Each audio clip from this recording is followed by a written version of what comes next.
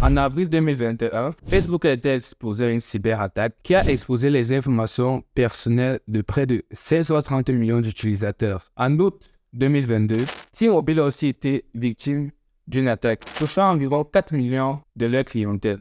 Kissing les amours à mon nom, et dans cette vidéo, mes camarades et moi allons vous expliquer comment l'attaque a été faite, les données qui ont été exposées, et nous allons vous donner des mesures pour empêcher une future attaque. Alors, soyez très attentifs car ça va aller très vite. Dans un monde de plus en plus connecté, la cybersécurité est devenue une préoccupation majeure pour les entreprises et pour les utilisateurs. Nous sommes en avril 2021 quand les informations de près de 1630 millions d'utilisateurs de Facebook se retrouvent à vendre sur le dark web. Ce type de fuite n'est pas un cas isolé, car il est fréquent de voir des plateformes de réseaux sociaux souvent ciblées par des cybercriminels. Alors je vais passer la parole à ma collègue qui vous expliquera comment l'attaque a été faite.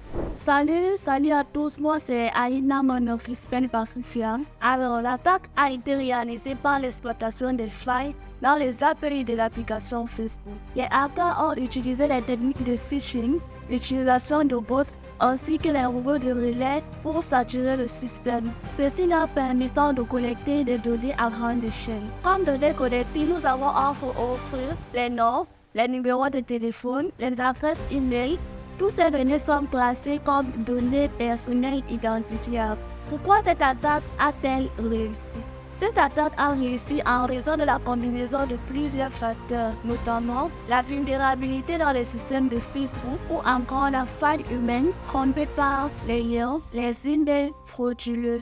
Alors, faites gaffe, ce n'est pas surtout les liens que l'on dit. Alors, comme Aïna vous l'a expliqué, Facebook avait beaucoup de failles. Dans un environnement d'entreprise industrielle, une telle attaque pourrait avoir des conséquences graves, telles que les pertes de données sensibles, l'interruption des activités et la perte de confiance des clients et partenaires. Pour empêcher de telles attaques, nous vous recommandons d'utiliser des mots de passe forts et uniques, d'activer l'authentification à 2 facteurs, ne pas cliquer sur les liens suspects ou encore utiliser des logiciels pour protéger vos données. Nous sommes en août 2021. Violation massive de données. 4 millions de clients touchés. T-Mobile s'est fait hacker. Cette cyberattaque a été un événement marquant dans le milieu de la télécommunication, illustrant les vulnérabilités auxquelles les grandes entreprises peuvent être exposées. Je vais laisser le soin à mon collaborateur de vous expliquer en détail comment l'attaque s'est passée.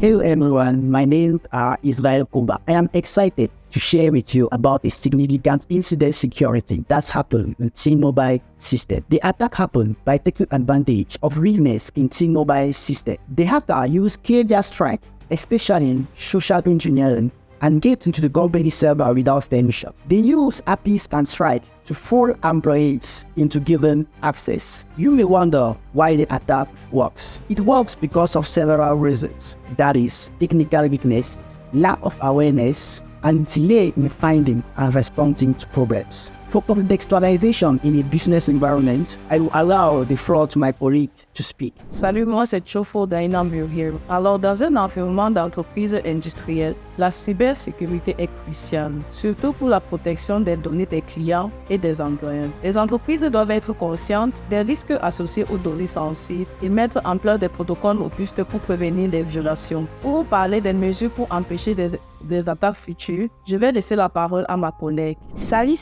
moi c'est Bayetini Atou. Alors, en ce qui concerne les mesures pour empêcher la réussite des futures attaques, les entreprises doivent faire des formations continues à leurs employés, utiliser les techniques d'authentification à 2 facteurs, faire des mises à jour régulières de leur système et mettre sur pied les systèmes de détection d'intrus pour identifier les menaces à temps réel. En gros, les attaques de T-Mobile et de Facebook soulignent l'importance cruciale de la cybersécurité dans notre société numérique. Ces incidents révèlent non seulement les failles potentielles dans les systèmes de sécurité des entreprises, mais aussi l'impact dévastateur qu'elles peuvent avoir sur les utilisateurs. Alors j'espère que vous avez aimé cette vidéo. N'hésitez surtout pas à lâcher un petit pouce bleu et de nous donner votre avis en commentaire.